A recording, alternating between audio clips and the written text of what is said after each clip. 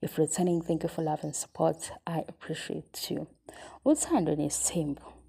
Cha lena ngiyibuzela mina ama-viewers nabanye abayibuzayo. Ngifuna ukwazi ukuthi bayithatha kanjani. Sikuwona u-season 7 last episode. Lathi-ke uMseleku le position kamamkhulu ayizi ukuthi shu. Le position nje uzohlala ephakeme kwi-position kodwa engenasisindo ngendlela enza ngayo. Siyayibala-ke lezo zinto azayishiwo uMseleku. Kodwa futhi uMseleku yena masimlandela ngokwe-TV show uyiphikisa yonke lento ayisho kuleyo episode yokugcina. Uthi-ke uMseleku sizomgcina nje njengempahla. Usho kunkosikazi wakhe. Guys, nayi example ezoba seduzane yalento ebuzwa abantu. Uyabona amaningi amantombazane mase kuthola utholo nabangani. Mawunomngani wena uwumngani. Izinkulumo oyikhuluma ngeboyfriend yakho kubangani bakho okunika abangani bakho isizathu sokuthi iboyfriend yakho beyihloniphe kuyiboyfriend. Uzoyibamba ke lenganekwane. Ukuthi kuyabuzwa nami ngiyabuzwa. Izinkulumo zakho uhleli noJohn bakho ukhuluma ngomuntu wakho okuzokwenza ukuthi bona bemhloniphe. Kodwa mawuzoba umuntu wena othi mawukhuluma ngeboyfriend yakho umkhulume otherwise yabo umkhulume ngaleyo ndlela nabo ke vele bazomthatha ngale ndlela wena omkhuluma ngayo. Bekusakhuluma ke la ukhuluma ngeboyfriend. Nakhona futhi kubafana. Umfana okhuluma namajita ekhulume ngentombi yakhe. Izinkulumo zakhe ezizokwenza amajita ebona ukuthi singamshela lo masazi kodwa ukuthi i-girlfriend kabani because kunalezi zinto abafana amajita ayithola kulo oyi-boyfriend yakhe. Kukangakanani-ke guys ngoba phela lana sibuka i-reality TV show noma ezinye izinto sibuye sithi kuya-act. Lokhu act kukangakanani noma kuza nenani elingakanani imali ngoba lana uMacele unkosikazi kababa uMseleku. Nezinto futhi abavumelene ngazo baba uMseleku uzazi yena. Ezinye amakhosikazi angazazi. Mase kuba khona imizuzu la uMacele ethi ngiyahlehla kwezinye izinto athi uMseleku uzoba impahla esho kunkosikazi wakhe. Mina-ke ohlebayo mase ngihleba ngizama kanjani ukuyihlonipha lento engahloniphekile. Ngizama kanjani mhlambe mina ukuthi kuthiwa uMacele uzoba ifurniture, uzoba impahla, iposition yakhe ayisizi kusho lutho. Ngisho ngendlela e-right kodwa ngibe ngizwe ukuthi iyaze ya disrespectful into. Nomunye olalela i-TV show uzama kanjani-ke yena eselungisa phela because igama eliphumile liphuma kuMseleku esho ngonkosikazi wakhe. Senze njani? Ngoba phela manje ngibone kunobuxoki obenzakalayo abantu mase bezofika kuma-video enziwe yithini.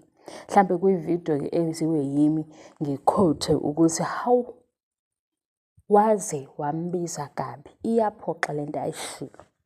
Yinto vele eshiwo i-TV. Isho bani? uMseleku. Esho bani? Esho uMacele.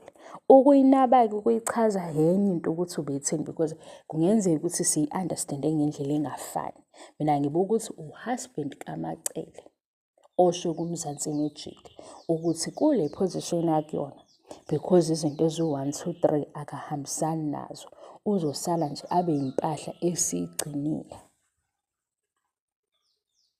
Asuke kumuntu athi nina engikhuluma indaba kodwa angeze ukuthi ngithini ku-season 7 episode 16 uMseleku owenza ukuthi sababaza. Ngaze ngathi leya episode ibingenasidingo ngoba i-episode leya yokugcina ku-season 7 yavele nje yamuncu yonke into ababeyikhuluma. Usibindi lana enokuthi khona mhlambe indlela abahlobene ngayo ngoMacele ayimvimbeli ukuthi athathe kaCele. Indlela naye asho ngayo. Because ezinye izinto angithi siyayifunda. Manje makuzoba nento engathi ziyalumela. uMseleku uthi uMacele bazomgcina eyimpahla. Uzoba useless. Umseva ngathi uyiboy lakhe. Usho u-first wife wakhe. Mina ngikusho kanjani-ke ngendlela ehloniphekayo. Also uma le comment ivela ku-TV show Angithi thina esibuka i-TV show iyaqhubeka le nkulumo because sibuka ama-TV shows asiqali ngama-reality TV shows, kade sasibuka o-big stage. Ithi into uma yenzekile mase seyixoxa. Ngisho emsebenzini abantu bayakhuluma ukuthi hayi bo, kwenzakaleni kumkhokha into enjalo. Manje kwenzeka kanjani ukuthi thina siwehle? Angazi noma uyazwakala into engishoyo. Kuzoba yimi mhlawumbe ozofuna igama elihloniphayo, kodwa lapha kwi-TV bengahloniphanga. Also-ke umprotector kanjani-ke kubantu abafana nami uma ezothi uzoba impahla, because ividiyo engizoyenza sengenza i-review ngizothi uMseleki uthi uMacele uzoba impahla abe yifenitsha kodwa ukhuluma ngonkosikazi wakhe. Sengikhuluma ngale nto-ke yokuthi kanti ubani oprotector unkosikazi. Ividiyo yesibili le ekhuluma ngento efanayo engiyikhulume kuleya video enye la kukhulunywa khona ngey'ngane.